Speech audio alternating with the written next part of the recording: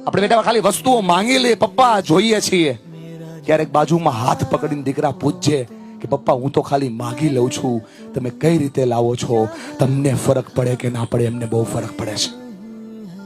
ઘરની બહાર પપ્પા ને મમ્મી બહાર નીકળે અને બેટા આપણને કઈક દીકરા વાંચજો, દરવાજો બંધ થાય પછી આપણે વાંચવાના બદલે જે કરીએ તમને ફરક પડે કે ના પડે? એમને બહુ ફરક પડે છે.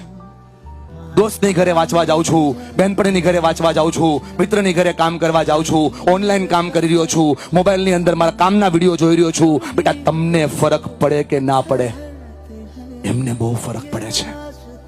અને જો એમને ફરક પડતો નથી તો એ તમને ક્યારેય તમારી બાજુમાં આજે બેઠા ના હોય બેટા. અને જો મારા ઉપર વિશ્વાસ ના હોય ને તો બાજુમાં બેઠેલી મમ્મીની આંખમાં જોઈ લે અને બાજુમાં બેઠેલી પપ્પાના આંખમાં જોઈ લે, ખબર પડી જશે કે એને કેટલો ફરક પડે છે.